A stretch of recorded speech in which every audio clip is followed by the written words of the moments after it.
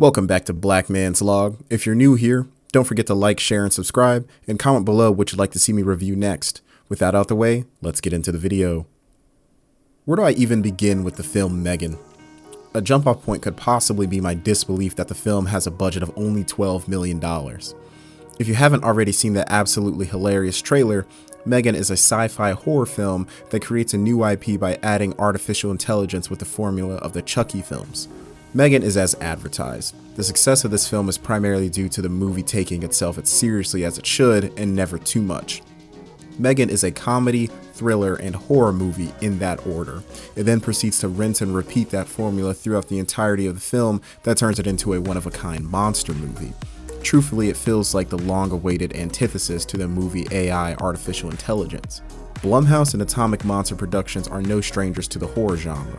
Truthfully, with another 10 years of successful franchises, they might be the citation for the masterclass. But M3GAN is not The Conjuring. The walking Barbie doll looks as humorous as she is creepy. The TikTok-esque hallway dance scene emphasizes this even more. This alongside a PG-13 rating and 11-year-old Violet McGraw playing the secondary protagonist Katie point a really good picture of who the target audience is here.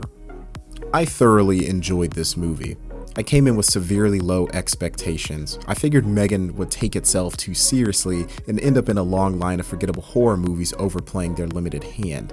Look at her. How could anyone sell you on this movie being a horror film that would have you on the edge of your seat? M3GAN herself looks like if someone allowed David Cage to create his own American Girl doll. On top of all this, thanks to a Terminator series that masterfully puts out bad films on a regular basis, most moviegoers have a pretty negative disposition to anything that could even parallel to Skynet. So the innocent looking but murdery antagonist angle fails before it can even launch. And yet, this movie's fantastic thanks to the combined efforts of literally everyone. The doll work, the CGI, and the acting of M3GAN will immerse you quickly into the film. The writing with its satire and overarching themes will ground you in a reality that makes everything believable but somehow thought-provoking. M3GAN will have you dying of laughter in one moment and have you questioning the concept of screen time in another. It's never forced or nauseatingly blatant. It manages to feel organic by being reflective of America's consumerist society, mental health dispositions, and technology booms. Sure, that sounds like a mouthful, but they managed to do that within the first 3 minutes of the film by starting off with a mock advertisement reminiscent of the 90s Furby craze and a fatal car crash. M3GAN has to be a comedy film first, but never on the surface. There aren't jokes or punchlines, pauses for laughter. It's all in the setting of M3GAN. It's in the musical choices, the lighting, the overall tone of the film switching at a pace that might be unfamiliar to the average horror fan, but it does not lose its way.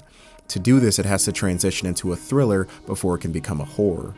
The manifestation of the formula plays out in a variety of ways, but in one scene, it's watching a punk kid tell his mom to F off in the snarkiest manner possible, then watching that same punk bully Katie and then come face to face with M3GAN, which leads to his timely demise. Oh, that's another thing. You might find yourself cheering for M3GAN in some aspects of the film. The hilarity of her homicidal nature is unquestionable.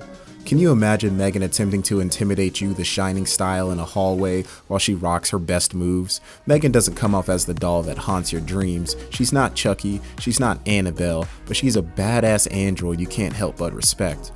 M3GAN is not the funniest film you will ever see. It's definitely not the scariest, but it feels flawless in its execution of its identity. The film does not have flawless writing. The entire plot could be avoided if Gemma, a person who is clearly financially stable, fixes the stupid fence in her yard. Perhaps more about the runtime of the film than the writing itself, Gemma is not fleshed out enough on the front end. Gemma never really mourns her sister, a plot point that could have been explored as the relational bridge between herself and Katie. Outside of being burdened with high expectations from her employer, Gemma's personality and initial coldness towards Katie isn't well fleshed out either.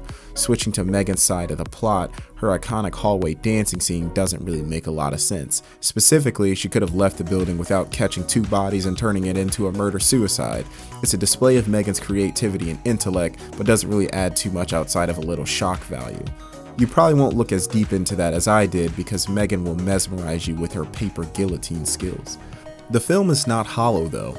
Small but impactful dialogue interactions are littered across the film that create thought-provoking questions around human beings and their personal connection to electronic devices and AI. How do you parent in this revolutionary digital age when your child can create lifelong attachments with objects that don't have a pulse? How do you manage screen time? Even M3GAN's final plea with Gemma is a beautiful little moment in its own horrific manner. M3GAN comes to Gemma not as a sentient, hyper-intelligent AI, but as an aware child. She reprimands Gemma for setting her up for failure, but seeks a compromise that will make them both happy in the most logical manner possible. I love the final battle scene. M3GAN just continues to pursue Gemma and Katie, even though she is literally ripped in half. Somehow, without beating you over the head with musical cues and camera pans, Katie kills M3GAN because she remembers what Gemma taught her earlier in the film, showing that she has an interest in robotics and AI, and likely setting up a plausible foundation for the next film. M3GAN isn't a film for everyone. If you're coming in with the expectations of an intellectual film with in-depth dialogue on the benefits and consequences of artificial intelligence for the modern consumer, this isn't it. If you are someone looking for a good old scare your pants off horror thriller, this isn't it. M3GAN thrives with contemporaries and without beating you over the head with it. It mildly subverts your expectations to thrill you more than scare you, which paves the way for exploring the identity of M3GAN beyond her homicidal tendencies. M3GAN doesn't have a spine-chilling horror theme to walk in on, but she will play like toy soldiers on a baby grand piano in a hilarious but frightening fashion. In 2025, the sequel, M3GAN 2.0, will be releasing. Hopefully the sequel will follow in the footsteps of the film I, Robot, with an army of androids marching down the street while performing a spot-on rendition of Michael Jackson's Thriller as they take over humanity. Thanks for joining me on BlackmansLog. I'll see you in the next one.